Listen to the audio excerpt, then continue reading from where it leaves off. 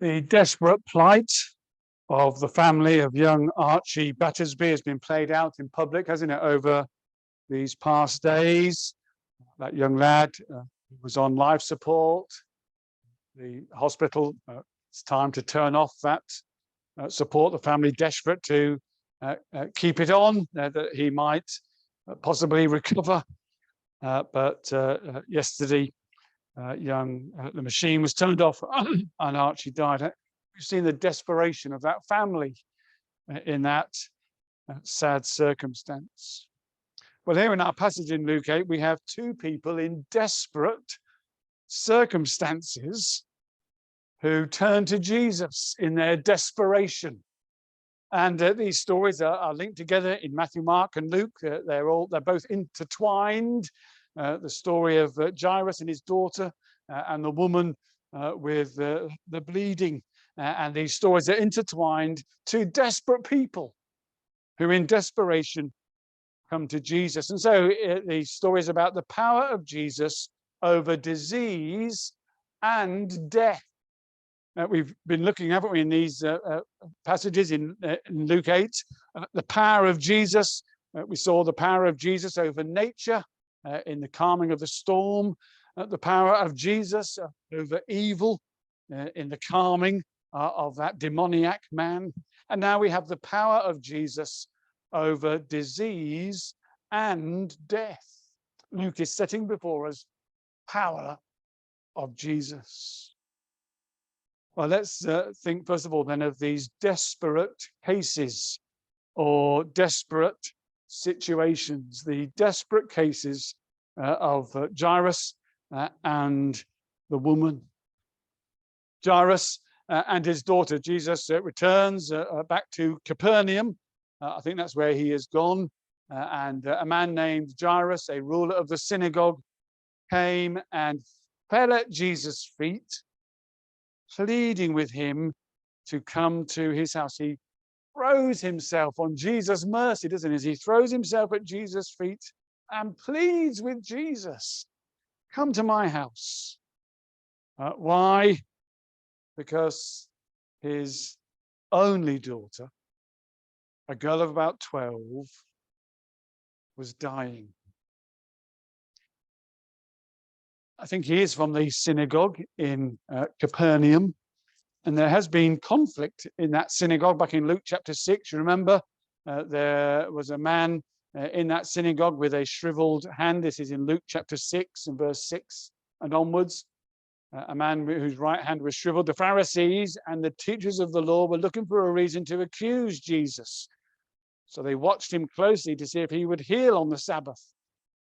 Jesus knew what they were thinking, told the man to get up and stand in front of everyone. Jesus said, I ask you, which is lawful on the Sabbath, to do good or to do evil, to save life or to destroy it? He looked around at them and all and then said to the man, stretch out your hand. He did so. His hand was completely restored. But they were furious and began to discuss with one another what they might do to Jesus. I think this is the synagogue in Capernaum where Jairus is the synagogue ruler. But then also in Luke 7, the centurion whose servant was unwell, he had built the synagogue.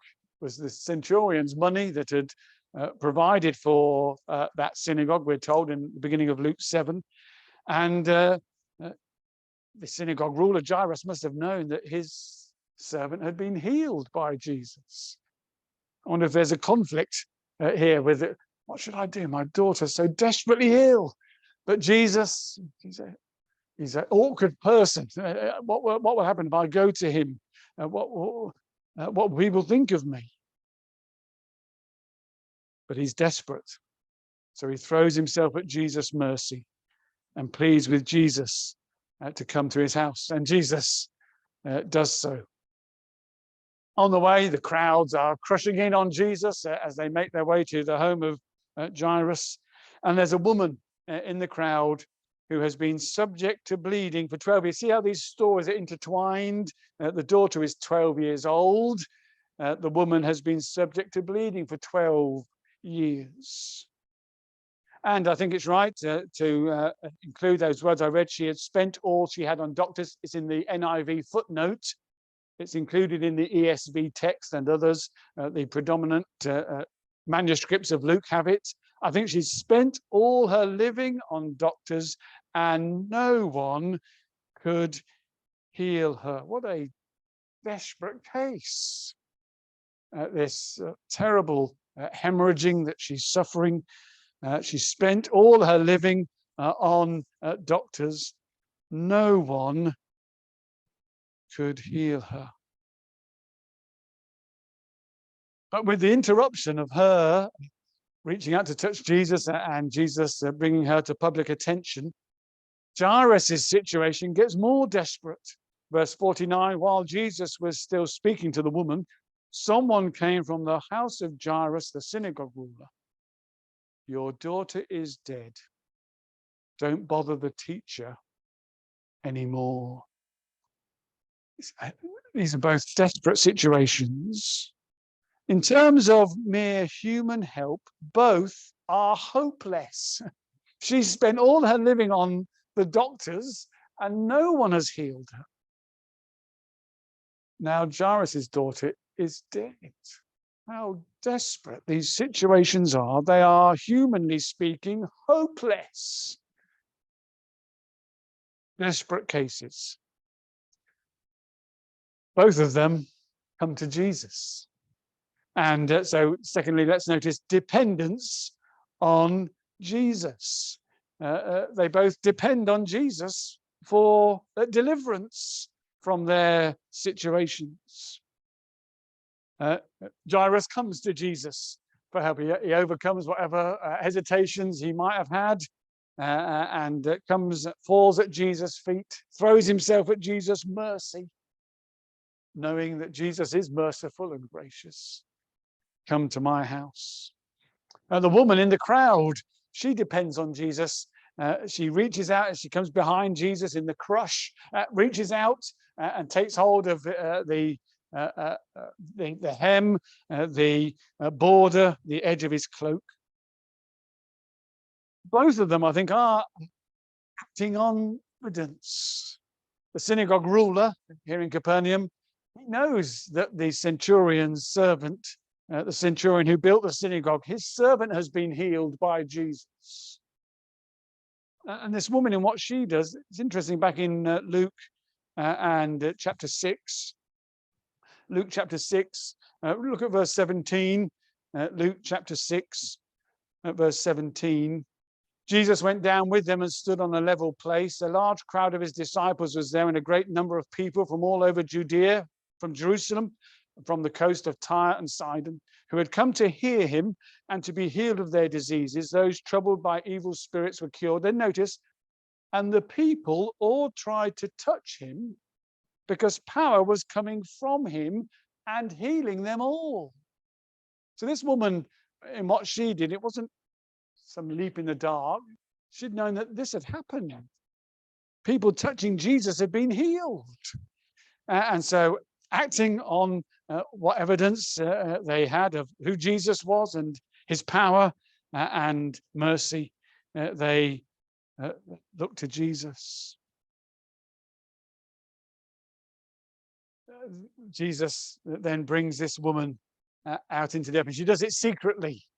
In the push of the crowd, from behind Jesus, she reaches out so she wouldn't be noticed. But Jesus, who touched me? Everyone denies it. Peter says, well, crowd's pressing in. This is a great crush. How can you ask who touched you? Many people, no doubt, are pushing in on you. Jesus said, no, someone touched me. I know that power has gone out from me. The woman, seeing she could not go unnoticed, came trembling, fell at his feet. Again, there's a link between the two. Jairus fell at Jesus' feet. She falls at Jesus' feet. In the presence of all the people, she told why she had touched him. I suffered from this debilitating condition for 12 years. I believe that he could help. That's why I touched him, to be delivered from my illness. and how she had been instantly healed. Then he said to her, daughter, I wonder if that indicates that she was a younger woman. Daughter. He said to the sinful woman who anointed him, woman, your faith has saved you. Here, daughter. It's the only time Jesus calls someone daughter. Maybe she was a younger woman suffering. Daughter, your faith has saved you. It's interesting. It's not the same word that we have in verse 47, where she said she had been instantly healed. Jesus doesn't repeat that word when he says your faith has healed. He literally says your faith has saved you. The Christian Standard Bible, that's the only version that retains the phrase, and it's important that it is retained. It's her faith that saved her. Saved her, yes, delivered her from her illness, her condition, her desperate plight, but saved her. It was faith that saved her. And that's something that is a theme in Luke's gospel. So at the end of chapter 7, the woman who had anointed Jesus because she had been forgiven, she showed her love for Jesus. At the end of Luke 7, verse 50, Jesus said to the woman, your faith has saved you, go in peace. Exactly the same words as he says to this woman. In chapter 17 of Luke, in chapter 17 and verse 19, the lepers that Jesus healed, one of the lepers come back, and Jesus in Luke 17 verse 19, he said to him, rise and go, your faith has made you well. In the NIV, saved you from leprosy, your faith has saved you. In chapter 18 of Luke, that beggar in Jericho who pleads with the Son of David to have mercy on him. What do you want, Lord? I want to see. In Luke 18 verse 42, Jesus said to him, receive your sight, your faith has saved you. NIV says healed you, but saved you. Faith in Jesus saves. And it's interesting, back in the parable of the sower in Luke 8 and verse 12, those along the path are the ones who hear, and then the devil comes and takes away the word from their heart so that they may not believe and be saved. So here, believing and being saved are entwined together. Daughter, your faith has saved you. Go in peace, or literally go into peace. Her life had been anything but peaceful. Now go into a realm of peace in the future. Well, then news comes of the death of Jairus' daughter. What does Jesus say? Verse 50, hearing this, Jesus said to Jairus, don't be afraid, just believe and she will be saved. Again, it's saved. Believe and she will be saved. Just or only believe, she will be saved. Again, the Christian Standard Bible retains the literal meaning. Believe in me, that's what Jesus is saying. Continue to believe in me as you did initially when your daughter was dying. You came and asked me to come. Continue to believe in me in this desperate condition. He does by ignoring the message that don't bother the teacher anymore. The situation's hopeless. No, he ignored that message and he carried on taking Jesus to the house to where his daughter had died. Just believe, only believe. Both the woman and Jairus' daughter were saved by believing in Jesus. They were saved by believing in Jesus. It wasn't the touch of the garment that saved the woman, it was believing in Jesus. And to Jairus too, don't be afraid, just believe. Believe what? Well, believe in Jesus and his power. Dependence on Jesus. That's what belief is, isn't it? It's depending on Jesus, resting in him, trusting in him. And that's what Jesus said. That's what saved you, because you depended on me. To the woman, to Jairus, don't be afraid, just believe. She will be saved. Depend on me, Jairus. No matter how hopeless it seems, depend on me. So desperate cases, dependence on Jesus, a display of power. The third thing, a display of power. We read, didn't we, that power went out of him. I know that power has gone out from me, he said when the woman was healed. Back in Luke chapter 6, we were told that all the people tried to touch him because power was coming from him and healing them all. I think when healing people, power went out from Jesus into their bodies and that power worked in their bodies to repair, restore, and recover from whatever illness they were suffering, whatever disease they had. Power went from Jesus, went to them, to the sick, and recovered, repaired, restored. And it was clearly power displayed in the home of Jairus.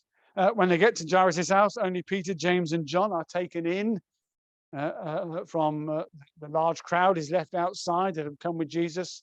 Just those three disciples, Peter, John, and James, probably for the sake of the girl and the parents. You don't want a huge hubbub and crowd, not to be overwhelmed. These are the inner circle of disciples, Peter, John, and James. They too are taken when Jesus is transfigured, just those three. In the Garden of Gethsemane, again, they are there, partly probably because you need 2 or 3 witnesses of an event to prove the truth of an event. It's not that these 3 were greater or better than the others. In the next chapter, Luke chapter 9, James and John are rebuked. They want to call fire down from heaven on a Samaritan village. Jesus rebukes James and John. In Mark chapter 8, verse 33, Peter is rebuked. When Jesus says the Son of Man is going to suffer and die, Peter said, "No, Lord." Jesus rebukes Peter. They're not the best disciples. These are the only ones who are specifically rebuked. In Gethsemane, they failed Jesus by falling asleep. Jesus doesn't deal with his disciples equally. Doesn't deal with us all the same. That's Jesus' prerogative. Don't know why he chose these 3. They weren't the best disciples, but Jesus doesn't treat us all the same. There's not an equality with his disciples. That's Jesus' prerogative. Some have greater light than others. Some enjoy closer communion with Jesus than others. That's Jesus' prerogative and blessing. Well, for whatever reason, these 3 are taken in to the house. And all the people were wailing and mourning for her. We're told in verse 52, "Stop wailing," Jesus said. "She's not dead, but asleep." What did Jesus mean? Well, to Jesus, her condition was as if she were sleeping. He could restore her to life as simply as someone is awoken from sleep. That's what Jesus means by that. Not literally she's sleeping. Remember later he says to his disciples that Lazarus is asleep when Lazarus was dead. To Jesus, death is no greater problem than sleep in terms of his power. They laughed at him, knowing that she was dead. But what does Jesus do? He took her by the hand and said, "My child, get up." Her spirit returned, and at once she stood up. The amazing power of Jesus displayed contrasts with the raisings we read in the Old Testament. Elijah and Elisha both raised children to life. Elijah cried out to God, laid down on the child 3 times, cried out to God, and then the child was restored. Elisha, he prays, he lays himself down on the child, he gets up, he lays himself down on the child, and then the child, nothing of that with Jesus. He just takes the child's hand and says, get up. And she does, with his power. At once, she stood up. It's the same word that was used back in verse 43, when she touched the edge of his cloak. Immediately, her bleeding was stopped. The same word that occurs in verse 47 when she touched him, and how she had been instantly healed. Again, here's something that connects these stories: instant healing of the woman and of this girl. Instantly, both were healed instantly, immediately, at once, straight away. This glorious, gracious, saving display of power by Jesus. So what's this story telling us? And these intertwined stories? Well, through Jesus, disease and death are conquered and will be finally overthrown. Jesus is giving a foretaste of what will be. God will wipe every tear from their eyes. There will be no more death or mourning or crying or pain, for the old order of things has passed away. Jesus here is giving a foretaste of what will be in glory. No more disease, no more death, no more pain, no more distress, no more grief. Jesus has power over disease and death, and one day they will be banished forever from God's creation. Just as he had power over broken nature and evil in those earlier stories, so here. But I think more importantly in this story, Jesus has power to save. However desperate the case, Jesus has power to save no matter how desperate the case. Only believe. And that power can be in your life. However desperate your state, however desperate your case, however hopeless it seems, Jesus has power to save. Daughter, your faith has saved you. Go in peace. Jairus, don't be afraid, just believe, and she will be saved. Have you believed in Jesus for salvation? Yes, from our desperate condition in sin and the guilt and condemnation we are under. Jesus has power to save. Only believe. Come, you sinners, poor and wretched, weak and wounded, sick and sore. Jesus ready stands to save you, full of pity, joined with power. He is able. He is willing. Doubt no more. Will you believe in this powerful Savior for your life, for your desperate case? He is able. He is willing. Only believe. We're going to sing of that in our closing hymn.